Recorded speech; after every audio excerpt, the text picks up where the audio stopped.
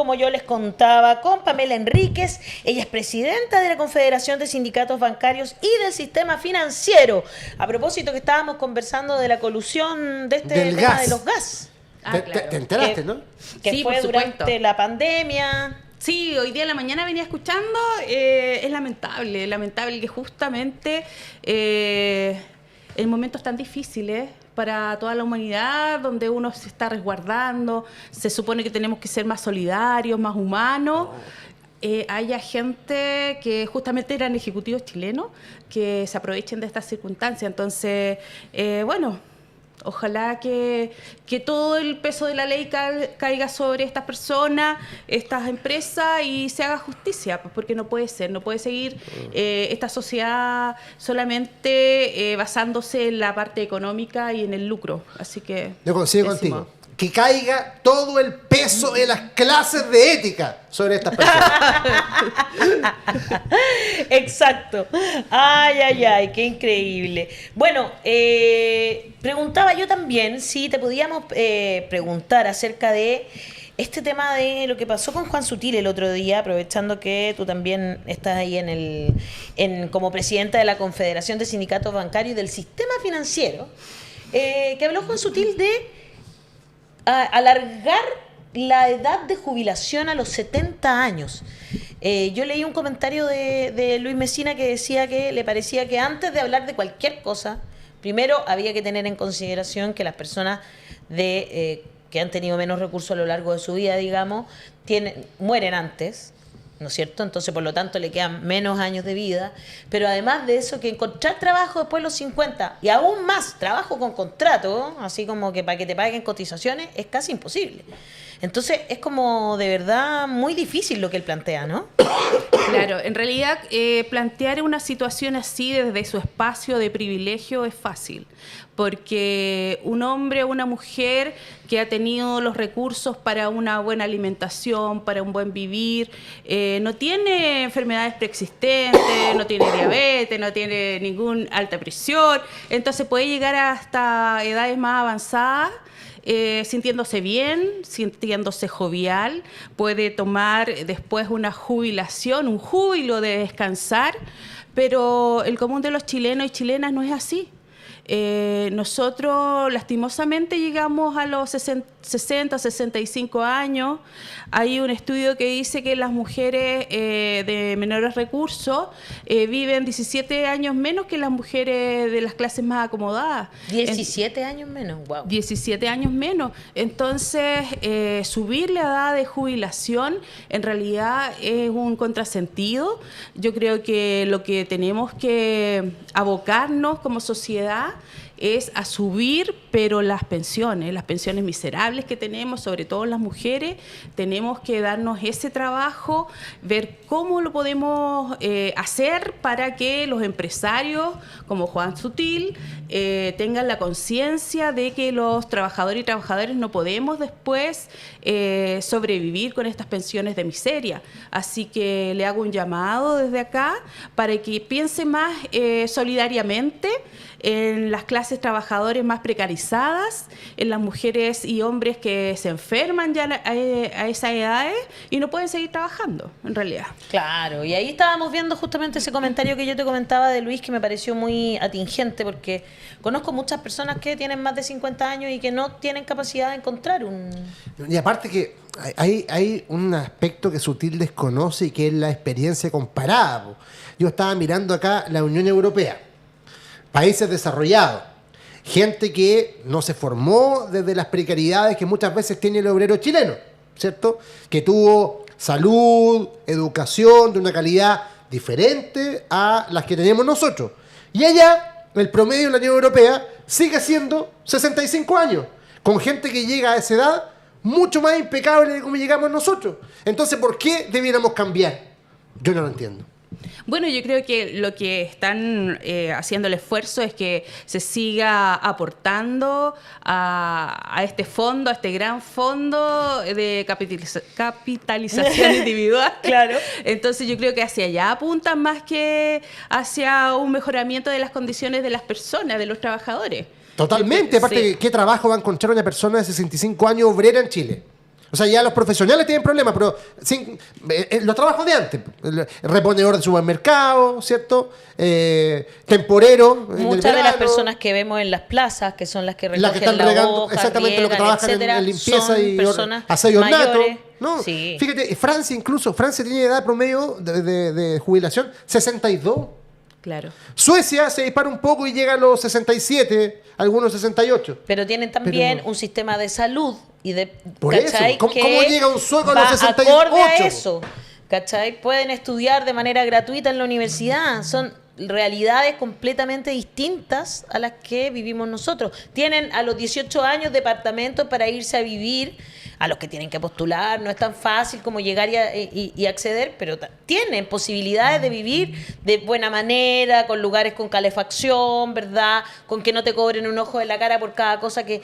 O sea... No te demoras 2 horas en micro para llegar al trabajo. Es totalmente distinto. Y también tenemos que propender a dar espacio a la juventud para que tengan también los espacios laborales para que se desarrollen, porque si estamos con gente mayor trabajando, no hay cupo para las nuevas generaciones, que Además, están con toda la energía para laborar, y también tienen que tener estos espacios en los diferentes sectores de la economía. Entonces yo creo que hay etapas en la vida, etapas para trabajar, para desarrollarse, para estudiar y también para jubilar y descansar como corresponde. tal cual, ahí estamos viendo el momento en que Juan Sutil hace este planteamiento de que las empresas no pueden absorber estos 6 puntos más que quiere el gobierno, ¿ah? Pero si van a la AFP sí pueden, no pueden si van a Solidaridad. Es bien impactante. Así nomás, pues. Pamela, vamos a conversar sobre la ley de las 40 horas, estas leyes que supuestamente llegaron para ir en ayuda, ¿verdad?, de trabajadores y trabajadoras. Sin embargo, la ley de las 40 horas se aprobó con indicaciones que fueron aceptadas por la derecha para poder aprobarse. ¿Cuáles son las principales problemáticas que tú ves en esta ley?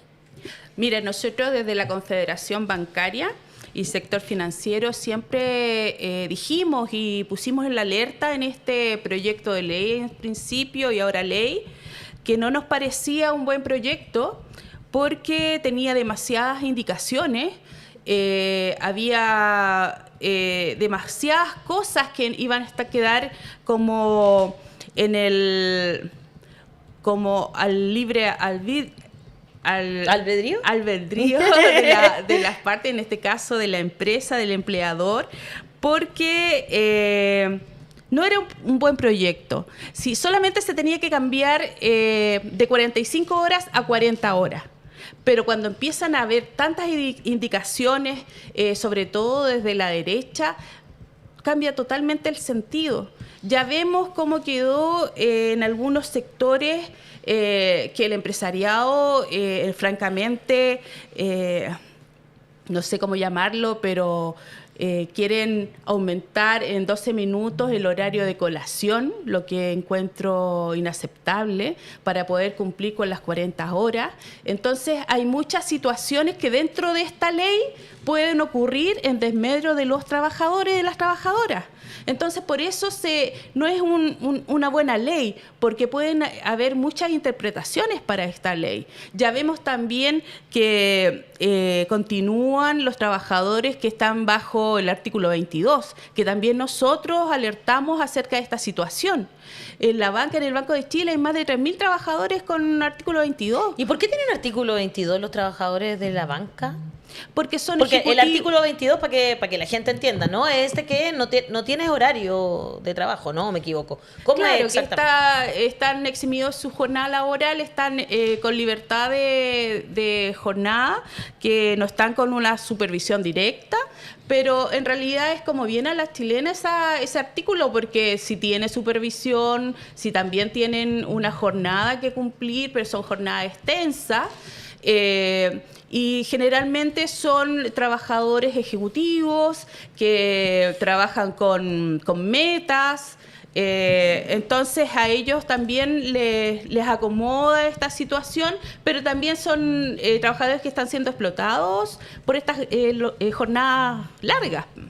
Entonces, esta situación nosotros la alertamos en su momento, cuando se estaba haciendo la tramitación del proyecto, conversamos ¿Con quién conversaron? Eso es importante. Claro, fuimos a las mesas de trabajo con el gobierno, con la ministra, con el subsecretario, les alertamos cómo nosotros veíamos el proyecto, pero en realidad todos, como que todos tenían un positivismo increíble, como que todos estaban muy alegres por esta situación de rebajar la jornada laboral, pero quedó como en el título en realidad, porque hoy que llevamos pocos días con la reducción de jornada, se están viendo grandes problemas para aplicarla. Claro. O sea, estamos diciendo ya, primero hay empleadores, lo contamos que acá. quieren descontar esos 12 minutos, que ajustar tú la cosa a la como chilena. tú lo contaste, claro. Lo que Y ya, según la Dirección de Trabajo, no se puede. hay un dictamen de la Dirección del Trabajo que dice que no se podría, pero ellos parece que están apelando igual a eso. ¿Y cómo lo hacen los trabajadores, por ejemplo, que no están sindicalizados o que no tienen una agrupación fuerte detrás de ellos, no? Claro, ese es el otro problema de este tipo de leyes, y que son todas las leyes también que han salido últimamente, que se basan en que el empleador y el trabajador se deben poner de acuerdo el trabajador en forma individual con su empleador para pactar esta jornada, excluyendo principalmente a la organización de los trabajadores, a los sindicatos, a las federaciones, a las confederaciones, lo que es gravísimo. Claro. Porque nosotros sabemos la falta de poder de los trabajadores, porque sabemos que hay una asimetría en el poder. O sea, claro, una trabajadora no va a ir a decirle a su empleador: yo quiero salir el día viernes 1 hora antes. Y el trabajador no le va a decir: claro, por supuesto. No, ella va a aceptar las condiciones que el empleador le indique. Entonces, es realmente nefasto que sea así, porque los trabajadores en Chile no tienen la capacidad de negociar su jornada. Están muy aislados, están muy solos. Se necesita que se organicen, que se afilien a los sindicatos. Necesitamos que se cree poder, mayor poder en las organizaciones sindicales, y también crear poder en los trabajadores y las trabajadoras. Absolutamente. Bueno, algo parecido puede pasar con la ley 21.645, que es la denominada compatibilidad entre trabajo y la vida familiar, o la también conciliación familiar. Esta ley reconoce las labores de cuidado no remuneradas y buscaba darle una perspectiva de género al teletrabajo, por ejemplo, pero tampoco ha conseguido su objetivo y hay varias críticas desde el mundo del trabajo. ¿Qué piensa entonces la Confederación con respecto a esto? Mira, por supuesto, es como bien parecida a las otras leyes. Lo que pasa es que es una ley que, claro, tiene una perspectiva de género que viene a facilitar a las mujeres en su trabajo, pero en realidad también hay una asimetría, porque la trabajadora solicita a su empleador la facilidad de tener teletrabajo, pero si el empleador no quiere darle esa facilidad, no se la da. Así nomás, aunque tenga las condiciones, su trabajo para ir a teletrabajar. Entonces, en realidad, no es una ley que otorga facilidades a las trabajadoras, a los trabajadores, para tomar vacaciones cuando sus hijos menores de 14 años tengan las vacaciones en el colegio, pero son facilidades.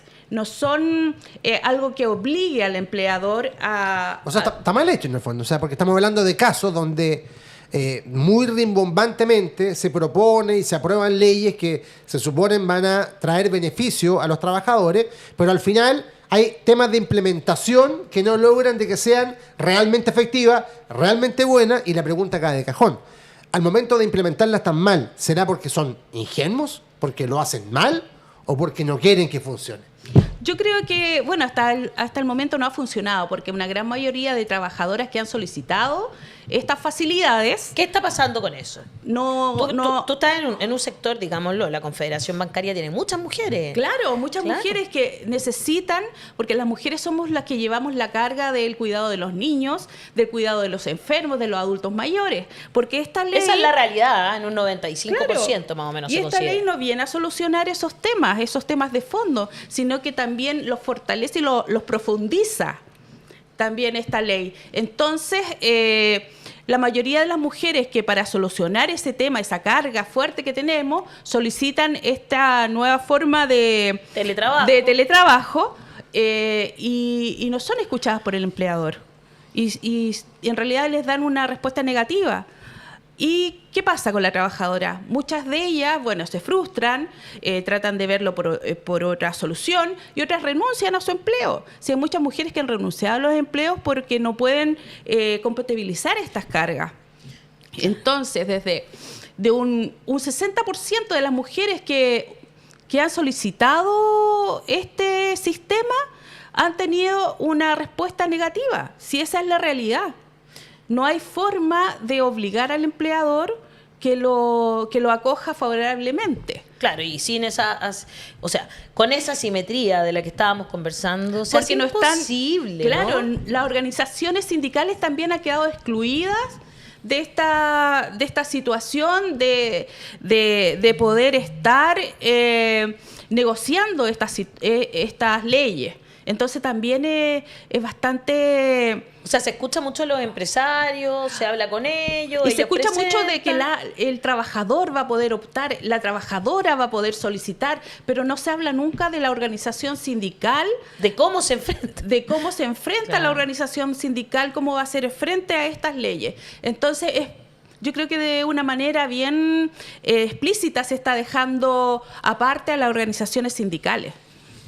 Porque a través de la organización sindical, el trabajador y la trabajadora pueden tener poder para obligar al empleador a que esta ley realmente tenga una buena acogida. Bueno, estaba pensando, de hecho, a propósito de leyes como muy nominales, en la llamada Ley de Sala Cuna Universal. Porque esa ley, que tiene ese nombre, con ese nombre, ¿quién se podría negar? ¿No? Uno dice, Ley de Sala Cuna Universal. Vamos. Bien, vamos con eso porque le va a ayudar a esas mujeres que tienen que cuidar niños pequeños, ¿verdad? O a los mismos niños pequeños que van a empezar a recibir a una edad más chiquititos, ¿no es cierto? Cierta educación o instrucción que vale la pena, digamos. Pero en Chile, todo cambio legal que complique, que enrede, que obligue muchas veces a los empleadores a hacer algo distinto a lo que tradicionalmente ocurre, tiene su acomodo. Le buscan la forma de que le entre el traje sin gastar lo que debieran. De hecho, se llama Sala Cuna Universal, pero desde el sector de las mismas educadoras de párvulo y educadores de párvulo le llaman que es como una forma de privatizar la primera infancia. Voy a leer algunos comentarios antes de que vayamos con esto. Dice M. Garcés Vidal: el gobierno saca leyes solo para que los aplaudan y salir a bailar, pero son puros títulos. Miguel Zamorata dice: país de cartón, puras leyes que no se cumplen. Adán Farías: hacen la ley Salacuna y no hay salacunas. Nicole Riquelme dice: un saludo para la invitada, explica súper bien. Y luego agrega: aguante la voz de los que sobran y saludos para la invitada. Muy bien, entonces, justamente, ¿qué piensas tú también de esta? Esta tengo una tercera ley que parece ser solo un título y que tener poca congruencia con lo que el título dice, ¿no? Claro, o sea, si vas a poner un título como universal, tienes que hacerte cargo, ¿cierto? Exactamente. Pero esto es Salacuna solamente para las mujeres trabajadoras que cotizan en el sistema. Entonces ya no es universal. O sea, ya no es universal. Es solo para las personas que cotizan. Claro, por supuesto. Va a ser un sistema en el cual el empleador va a sacar una cotización. Ay, no sabía. Así es. Va a sacar una cotización del 0.2 de tus remuneraciones y eso va a ir a un fondo. Ahí te lo sacan a ti más encima. Lo sacan, claro, es como el seguro de cesantía. ¿Ya? Entonces, ese 0,2 va a ser para financiar esta Sala Cuna Universal. ¿Y eso se lo pueden sacar tanto a un varón como a una mujer? Sí, ayer, el día lunes 6, la ministra dijo que también va a ser para los padres. Ahora vamos a ver cómo se va a implementar eso. El problema está en que, ¿cómo van a ser estas salas cunas? ¿Ya? Porque acá mis compañeras feministas me mandaron unos puntos muy buenos para destacar en cuanto a este Eso, a ver, este vamos proyecto. con esos puntos, porque vamos con esos puntos, lo primero que a mí me quedó como ¿what? O sea, universal no es solo para las personas que tienen un trabajo formal con cotizaciones. Sabemos que las mujeres tenemos mucho más trabajo informal. Y si tú quieres, además, si tú trabajas informalmente, para acceder vas a tener que cotizar. Claro. Para poder acceder a esta sala cuna. Mira, lo primero que no fortalece la educación parvularia pública, ¿ya? Olvidarse de lo público. O sea, no solo para los privados. O sea, fomenta el negocio. Sí, sí, yo también sabía eso. Sí. Me habían comentado desde la educación, las educadoras de párvulo me habían comentado que va a llamar a licitar. ¿Y quién licita? Las empresas privadas, que son las que tienen las lucas para poder licitar. Claro. Exactamente. Nos aumenta la cobertura pública, ¿ya? Que es lo que más necesitamos, por cierto, quiero decirlo. Por supuesto, lo público siempre es lo primero, hay que ampliarlo. El fondo señala que entregará 4.11 UTM, que son 269.000 pesos aproximadamente por niño, y todos sabemos que la sala cuna mínimo cobran 400.000 por niño. O sea, el monto que se va a entregar es muy inferior a lo que un niño necesita para tener una buena educación en la primera infancia. Claro. El fondo no contempla los recursos para una atención de calidad. Se pretende que administre un privado este fondo mediante licitación para rentar. Eso era lo que estábamos hablando. O sea, no va al sistema público de salas cunas. No, se va a licitar y esto es otra forma de lucro. Por supuesto. Aumenta la cotización por trabajador de costo del empleador en un 0,2%. Eso era lo que yo te mencionaba de la cotización aparte. Increíble. Los sindicatos que han negociado, esto es muy grave, los sindicatos que han negociado de forma colectiva derecho de sala cuna lo pierden. No te lo puedo creer. Se pierden derechos colectivos. Las trabajadoras, los trabajadores pierden derechos con esta... Eso me parece, pero este proyecto de ley. Espantoso. Yo debo confesar que hubo una época en que estaba contratada y tenía a mi hijo chico. Me contrataron justo cuando volví a trabajar, que era súper chico, tenía 2 meses y medio. Y era, o sea, de verdad que una de las cosas que más me ayudó es que hayan tenido que pagarme la sala cuna. Claro, por supuesto. Yo te estoy hablando, mi hijo cumple mañana 24 años. Te estoy hablando de hace 24 años. Y costaba 250 lucas en ese momento. Claro. Yo no me podía dar ese lujo para nada. Lo otro, que con esto que les voy a decir, nos vamos a acordar como de la ISAPRE, yo creo. Si falta dinero para cubrir, lo coloca el Estado. O sea, va a haber una parte fantástico. O sea, es para los privados el negocio, pero el Estado tiene que ponerse cuando ellos no tienen plata. Cuando falte. Ah. Genera una subvención a los privados y un subsidio a las grandes empresas que entregan hoy el derecho a sala cuna. Colocan a las instituciones públicas sin claridad de cómo recibirán los dineros. O sea, yo creo que...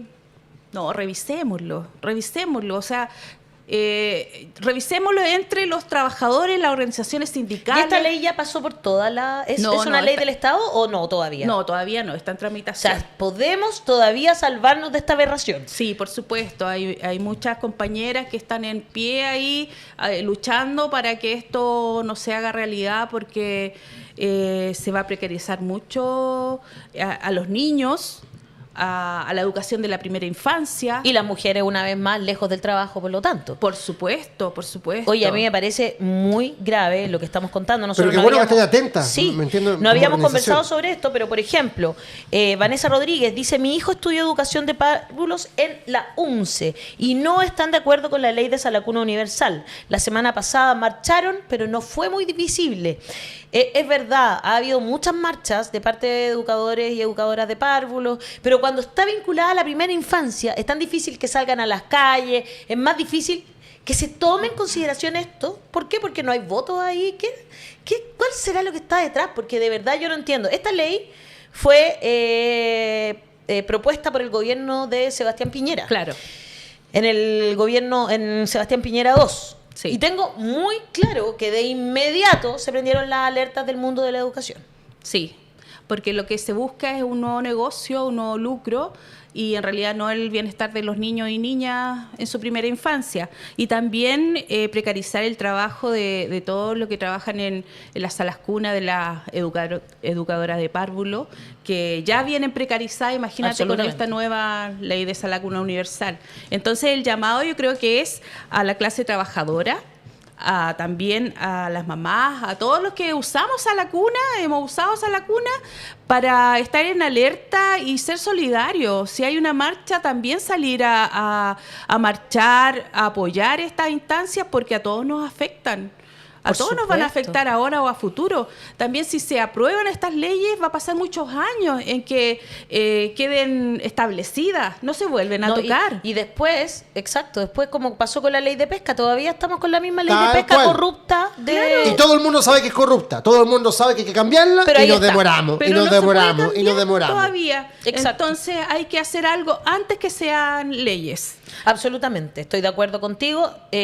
En el trámite que esté, le pedimos por favor a parlamentarios y especialmente parlamentarias que tengan ojo con lo que van a aprobar, porque esta es una aberración, no está bien hecha y está hecha para darle en favor una vez más a un grupo de privados que son los que van a tener las ganancias de esto y van en desmedro de los trabajadores, que no puedo creer que se pierde un derecho laboral colectivo. ganado colectivamente. Sí, así es. Una lucha de años. Es retroceder, pero brutalmente.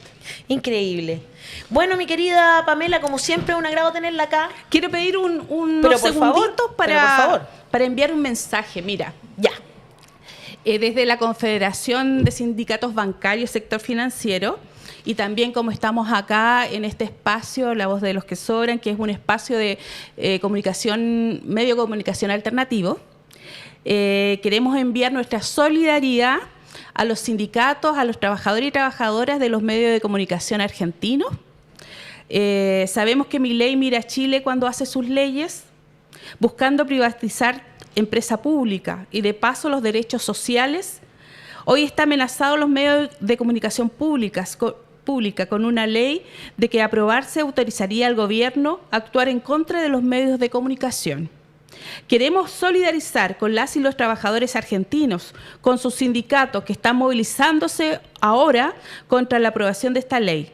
Solidarizamos desde este programa de La Voz de los que Sobran, un medio de comunicación alternativo que lucha por mantenerse, porque en Chile no tenemos medios de comunicación públicos. Las y los trabajadores no tenemos cabida a los medios de comunicación masivos, porque son todos la voz de la élite, la voz de la derecha. Fuerza, no queremos que Milei replique lo que tenemos acá en Argentina. Gracias. Muy bien. ¿Qué mejor manera de terminar? Mejor manera de terminar que solidarizando con los colegas argentinos y argentinas, ¿verdad?, que están en su país pasándolo muy mal. Está bastante difícil la situación allá y especialmente para la libertad de expresión. Así es. Entiendo que hay muchos periodistas que han dicho que los han amenazado por tratar de mostrar algunas cosas del presidente. Han perdido el trabajo, otro, acuérdate del amigo del móvil de Crónica. Así es, han perdido el trabajo, exactamente, por decir la verdad. Bueno, en Chile la situación no es muy distinta con los compañeros de los medios de comunicación. Un abrazo a todos los de Copesa que estuvieron en movilización hasta hace poco, digamos, en movilización colectiva. Así que, y un abrazo a todos los del Mercurio, bueno, Copesa, Canal 13, Chilevisión, que en algún momento han tenido situaciones como las que tú dices. O sea, antes, en esos medios, había muy buenas... se habían conseguido muchas cosas a través de la movilización colectiva, a través de los funcionarios y funcionarias que son parte de los sindicatos, eran sindicatos fuertes y muy grandes. ¿Qué hicieron las empresas de medios de comunicación masivos? Hicieron muchas plantas. Empezaron a hacer planta A, planta B, planta C, y cada vez tenían menos y menos y menos de aquellos derechos ganados con el sudor de otros. Es realmente impactante cómo nos van quitando derechos en vez de darnos más derechos. Lamentable, triste. Así es. Así Oye. que muchas gracias, Pamela. ¿Aún no eres parte de la comunidad de La Voz de los que Sobran? Suscríbete a nuestro canal de YouTube y no te pierdas todos los días de lunes a viernes el matinal de La Voz de los que Sobran. Disfruta de contenido exclusivo, entrevistas y mucho más. Apoya al periodismo independiente, dale like, suscríbete y activa la campanita. Participa en nuestras transmisiones en vivo y comenta. Podrás revisar los momentos destacados de la semana y mucho contenido de calidad.